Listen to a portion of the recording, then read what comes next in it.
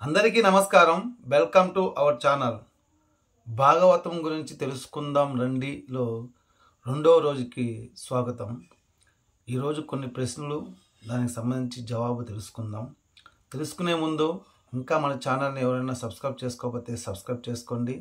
అలాగే వీడియోని ఆఖరి వరకు చూడండి. చూసిన ప్రతి ఒక్కరూ లైక్ అనేది చేయండి. ఇక టాపిక్లోకి వెళ్దాం రండి. శృంగిముని ఎందుకు శపించాడు? జవాబు: రాజు పరీక్షిత్తు ఒకనాడు వేటకు వెళ్ళి అలసిపోయి దాహంతో ఒక ఆశ్రమం సమీపానికి చేరాడు. అక్కడ ఎవరూ కనపడలేదు. రాజు ఎలుగెత్తి ఎవరు ఇక్కడ అని పిలిచాడు. సమాధానం లేదు. హఠాత్తుగా ఆయన దృష్టి ధ్యాన నిమగ్నుడై ఉన్న ఒక ఋషిపై పడింది. ఆ చుట్టుపక్కల అక్కడ ఎవరు తిరుగుతున్నట్టున్నా తనను పలకరించడానికి ఎవరూ రాలేదు. తాను మహారాజునన్న విషయాన్ని ఎవరు గుర్తించినందుకు ఆగ్రహించాడు పరీక్షిత్తు. అక్కడే ప్రక్కనే చచ్చిపడి ఉన్న సర్పమును చూచి ఒక కర్రతో తీసి దాన్ని తపస్సులో నిమగ్నై ఉన్న ఆ ఋషి పొంగవుని మెడలో వేసి రాజ్యానికి తిరిగి వెళ్ళాడు.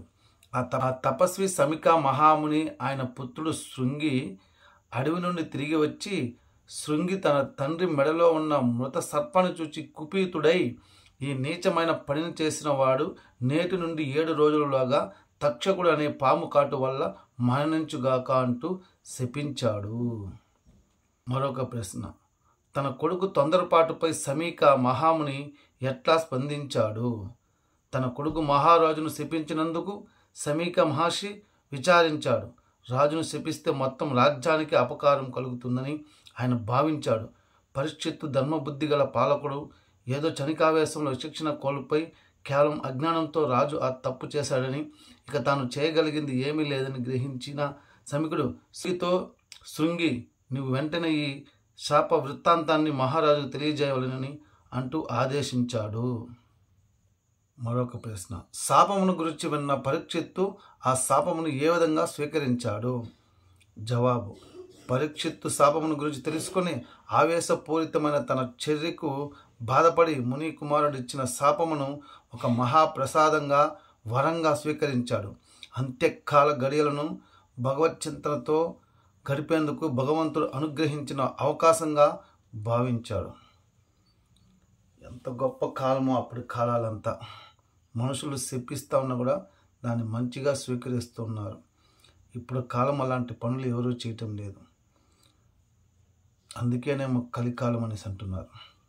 మరొక ప్రశ్న చూద్దాం. ఈ సంఘటన నుండి మనం నేర్చుకునేది ఏమిటి? జవాబు: తెలిసి చేసినా తెలియక చేసినా చేసిన పనికి ఫలితం అనుభవించే తీరాలి. చేసిన తప్పుల నుండి పశ్చాత్తాపం విముక్తిని కలుగజేస్తుంది. దీన్ని బట్టి ఏమర్థమైందంటే, మనిషి తెలిసి చేసినా తెలియక చేసినా తప్పువే కాబట్టి మనం దానికి పారిచేతంగా క్షమాపణ కోరుకోవాలి. దాని విముక్తి కలిగేట్టుగా ఏదైనా మనం చేయాలనేసి తెలియజేస్తున్నారు. ఎవరైనా మనిషిలో వాళ్ళు గర్వంతో అహంకారంతో తప్పులు చేసేసి నేను చేయలేదు అనేసి అహంకారంతో దాచిపెట్టి ఇంకో విధంగా చేయకూడదు. తప్పు చేస్తే చేశాననేసి ఒప్పుకొని దానికి ప్రాయశ్చిత్తంగా రిక్వెస్ట్ చేసుకోవచ్చు. దాని ద్వారా మనం చేసిన తప్పు కొద్దిగా తగ్గుతుందనేసి తెలియపరుస్తున్నారు. ఇక మరొక ప్రశ్న చూద్దాం. భాగవతమున గల నారదుని జీవితం గురించి మనం ఏం తెలుసుకోగలము? జవాబు: నారదుడు ఒక దాసిపుత్రుడు. అతని తల్లి చాతుర్మస్య దీక్షకై అడవి నుండి వచ్చే ఋషులకు పరిచర్యలు చేయుచుండేది. నారదుడు బాలుడైనను బాల్య చాపల్యము లేక తన ఇంటికి వచ్చిన వారి చెంత కూర్చొని వారి బోధనలు కీర్తనలు శ్రద్ధగా వినేవాడు. చాతుర్మస్య దీక్ష అనంతరం వారు వెళుతుంటే బాలుడైన నారదుడు కూడా వారితో వెళ్లేందుకు సిద్ధపడ్డాడు. కానీ వచ్చిన ఋషులు నారదునిపై వాత్సల్యంతో నిరంతరం హరినామస్మరణతో ముక్తిని పొందమని బోధించి భగవంతుడి కన్నా మరేది ప్రియమైనది లేదని ఉపదేశించి వెళ్ళారు. ఒకరోజు నారదుని తల్లి పాము కాటుతో మరణించింది. ఆ సంఘటన తర్వాత నారదుడు ఇల్లు వదిలి అడవి చేరి భగవంతు సాక్షాత్కారం కోసం తపస్సు చేయసాగాడు. ఒక రోజున ఆ శరీర వాణి నారదునితో భగవంతుని చూడాలనే కోరికను కూడా విసర్జించమని హెచ్చరించింది.